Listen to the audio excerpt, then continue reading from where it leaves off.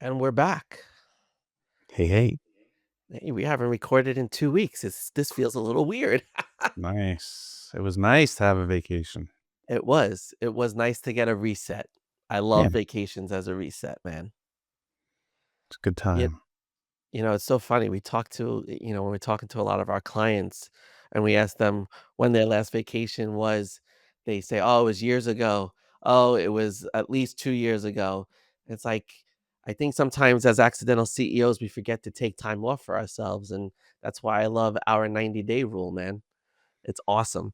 I'll tell you. So let's talk about a quiet tax people are paying for all of this control that they have. They wear all these hats. It's nonstop. Hat, hat, hat. I got to do all these things. And what does that equal? It equals burnout, right? It's Mhm. like if you're constantly 100%. doing this, why do they do this? And it's because they have this fear of just letting go of anything, right? And it's like, nobody else can do this. I'm the only guy that can do it.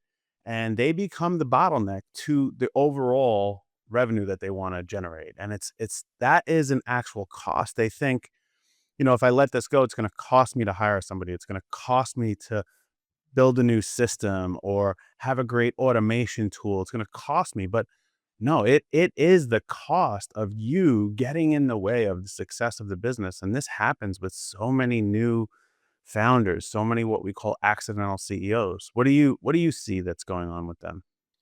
I just see this huge fear of letting go. Like you said, they want to be in control. They're afraid if they step away from the business for a second, that it's all going to fall apart and it's all on them. And you're right, they pay this tax over and over, and it just causes so much mental exhaustion, not just the physical exhaustion.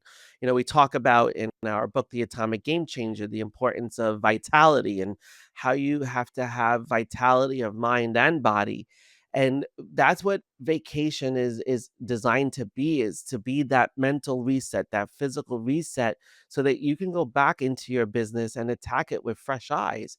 I mean, I always enjoy when we come back from a vacation because we get to see things from a different perspective. We're thinking about different things while we're on vacation. Even though we're detached from the day to day, it's still top of mind for us and we're still thinking about things, but we can come into this next quarter so focused and so clear. And when people lack clarity, especially accidental CEOs, they lose the clarity.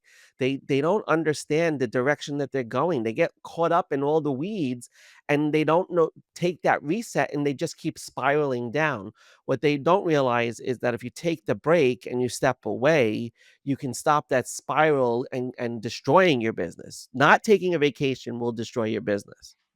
Well, you mentioned the accidental CEO. So, like, when you look at what an actual accidental CEO even is, okay, you didn't apply for this job, but you have it anyway. So now what are you going to do? And it's like, well, I didn't plan to lead this, but I just kept saying yes to everybody over and over and over again. And you build something that's real and you're making money and you're having success, but you still really don't feel qualified. You don't feel qualified to be a Mhm. CEO. And you're constantly in this conflict of like what's in your heart and what's in your head. And you go back and forth with this deliberation of, can I really do this? Am I an imposter on it? Should I really be doing it? And that's what it really means to be this accidental CEO. It's like you didn't set out to do it. You didn't go and be like, "Hey, mom. Hey, dad. Hey, wife. Hey, husband. I got the job." You just started working over and over and over and over and over. And it's like, now I have a business. And these people can't be left alone. They can't grow. And what happens is they start to quit on themselves, on their business, on their clients, because it becomes overwhelming. And yes, business is overwhelming. And that's why we all need help, whether it be you get coaching or you go and hire some support or you find a mentor. But that's really what it means to be an accidental CEO. So, Adam, where did you come up with the idea of taking a vacation every 90 days? Because that's what we recommend to our clients. And I think it's important for people to understand also, like, every 90 days does not mean you got to go on a trip to Europe or you got to go to the islands or you got to go somewhere. You just got to detach from the business. But where did you come up with that concept of every 90 days?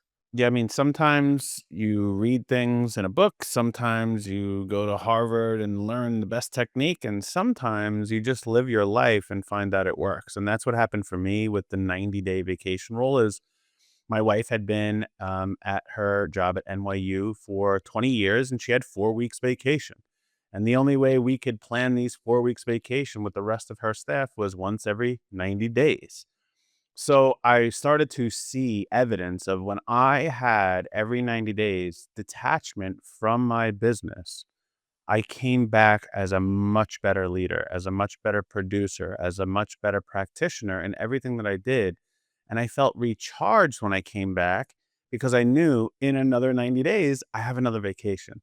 So it wasn't like I'm going to grind this out for a year. I don't know what I'm going to do next. It was no, no, no. In 12, 13 weeks, I'm going on vacation again and I'll be able to relax. So I can push twice as hard now knowing that's there.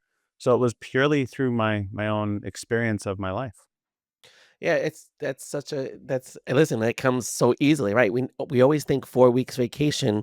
Oh, I'm going to take 2 weeks twice a year, or we're going to do those things. But that's really the right way to do it. Every 90 days is the best thing because you have something. It's a short duration. It's 13 weeks. You can look at it and you can be like, okay, I'm going to work hard for the next 12 weeks, and I get the 13th week off. And it reminds me of the book, The 12-Week Year by Brian Moran. Like you want to work in quarterly intervals. You want to work in 90-day intervals and have this, every 12 weeks you're grinding, and then the 13th week you get off and you have the opportunity to reset and look at what you've accomplished. And that's why we do a lot of things every 90 days and encourage business owners, especially accidental CEOs, to do things in 90-day spurts. Well, it's a structure, right? And Yeah. y- ever feel like you're working harder but not really going further? Well, the reason why is you don't have a structure. And it's like hustle gets you really, really, really far, but structure is what gets you through and past that stage. And you don't have the ability to scale your business or anything on the things that are in your head, right? And the ideas and the feelings. And that's why most people get stuck there is because it's all ideas and it's all feelings and they have no structure to implement it out.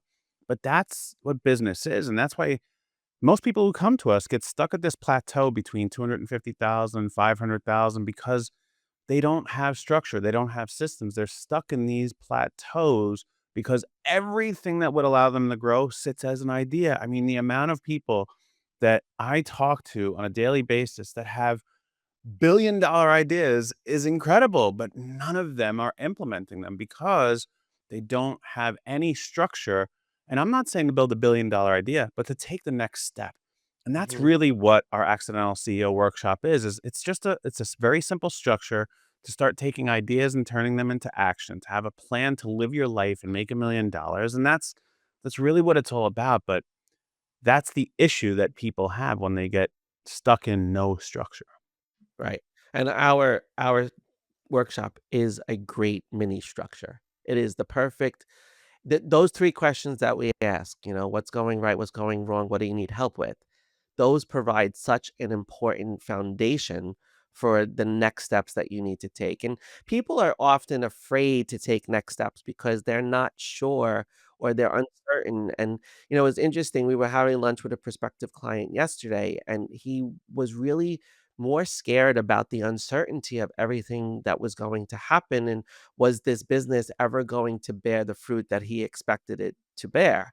And here's another guy that's really an accidental CEO in some ways. He has partners, but it's very interesting, like that he is so afraid of the uncertainty. And you and I turned to him and said, everything is uncertain. And accidental CEOs do this often. They think that if they do it, it's gonna be done right, and they're gonna build their own security, and they're gonna eliminate the uncertainty of the situation. But you have to become comfortable living with the uncertainty of things. But don't look at it as this wall that you're trying to climb over of uncertainty. You have to look at uncertainty as, okay, it's a way of producing anxiety, it's a way of generating more fear, and it's just another point where you're not being present in your business. Accidental CEOs are always living in the future, and we want them to live in the future, to be planning and looking for what's next. But you have to remember to be present at the same time and focus on the work that you're trying to do now. And when you're burnt out, you can't do that. So that's why you need a vacation. But you really have to focus on what's happening right now and see that the steps that you're taking are going to be steps towards eliminating some of that uncertainty that you might be feeling. Well, yeah, that uncertainty. I mean, your business reflects your inner world, right? And it's not that your business is broken, it's that it's just mirroring everything that's inside of you. And you have these, insecurities, and maybe that's why you're underpricing like our contractor was doing, or everything's in chaos, and that's why you can't have any clarity on anything that you're doing. Or the worst one is like you're a people pleaser, so you don't have these boundaries. And it's like these things, how you are inside is how you're gonna be outside, how you're gonna be perceived by the world, how the work is that you do every single day gonna come across. And it's like you have to fix those things. You have to fix here before you can help there. And it's really, really difficult. But you look at any problem that you're having in your business, and it's probably a problem you're having with yourself first that's not allowing you to get through this. Yeah, 100%. I mean, people are always talking about how they're not motivated or they're struggling to get through to something, and it's because it's not the business, it's you. You need the revitalization to be able to approach your business and be motivated and find the clarity in what you're trying to do, because when you don't have the clarity, it's all for nothing. Because when we asked this gentleman yesterday, "Well, what do you want out of the business?" He really could not give us a clearer answer than, "I want a couple $1,000,000 in the bank." Okay, but is that really all you want out of the business? Do you want just a retirement plan, or do you wanna build something else? And that's what I find so many of our accidental CEOs struggle with, is they don't know why and what they want out of their business and why they're doing what they do every single day. Why do you think that is, man? Well, I mean, it's there's isolation at the top, right? Being the boss is extremely lonely, but it really doesn't have to be. If you have no one to talk to, your growth is going to be completely stalled, right? There's it's accountability with somebody else beats willpower to drive through every single day, and I'm going to do this. And this is why, a coach or having some kind of community or group that you're a part of gives you this momentum to carry things through. It's because when you're alone on that island, every idea sounds good and then every idea sounds horrible instantaneously. And you ping pong back and forth. And you have to have some kind of a sounding board or something, because if you are the boss of what you do, and most people right now are solopreneurs, they're gonna be all alone, but it really doesn't have to be that way. Yeah, that's such an important point, and that's why even we started our first M Club, was really to help accidental CEOs and to have a mastermind for them to connect with other people going through the same things that they're going through. Because the thing we hear from everybody almost routinely in every conversation we have where someone is struggling is they feel so isolated and so alone. They can't talk to their friends. Their friends are in different places. They're not necessarily business owners. They're employees and they're doing their own thing. And when you don't have an environment of people that you can surround yourself with that are going through a common and shared experience, you don't succeed because you become an island of one. You become a business of one. And when you are one, you make a lot of mistakes and you don't know how to fix them because there's no one to bounce it off of. And that's where Adam and I come in a lot. That's a lot of why people, continue to work with us, is because we can become that sounding board for them. Well, making your first million it's self-trust. It's not about strategy. And, if you're always going to start with strategy, it's not going to work. You're going to have to start with belief about what you're doing. And it's hard to believe that when you're all by yourself. If a great mindset is much better than a great marketing plan, it's like the confidence that you have inside of yourself is going to drive the decision straight through. But if you have self doubt, you're going to stall everything. You're not going to have any momentum. You're not going to go anywhere. And it's like you get stuck. And like I said earlier, you get plateaued at a certain level, whether your level is 1 million or your level is $60,000, you plateau there. And you can't do that if you don't have this trust in yourself, and you can't get self trust in yourself if you're all alone on an island. Yeah. It's so true. People look for, we're working with this one accidental CEO that is looking for so much external validation. And he's looking for, he wants people to say, "Yeah, you did a great job, buddy. Oh, you're awesome. Good for you." And I'm like, dude, the validation has to come from within yourself. You have to be self-validating in what you do. And that's a little bit of a contrast to what we're saying, right? You need a group of people to be a sounding board, but you don't need other people's validation. What you need is to hear what other people's experiences are and then determine for yourself what is going to validate what you're doing. What are the outcomes that are going to support you and continue to give you the motivation to continue to do what you do? Because if you're always looking for that slap on the back and say, "Yeah, you did a great job," it's not going to be there. And I never like it happens in our first M club. It happens and people do give that validation, but you really need that for yourself every single day in order to stay motivated and not seek just the external validation. Because when you seek external validation, you're often let down because it's so temporary and it's so and this is the point where as an accidental CEO, you have to break that employee mindset. You may have been an employee in a corporate structure in a company or whatever, and you went out on your own and you're used to getting that pat on the back. Oh, you did a good job. Oh, you did a great job. And you're not getting that anymore. And what you have to recognize is you got to give that to yourself.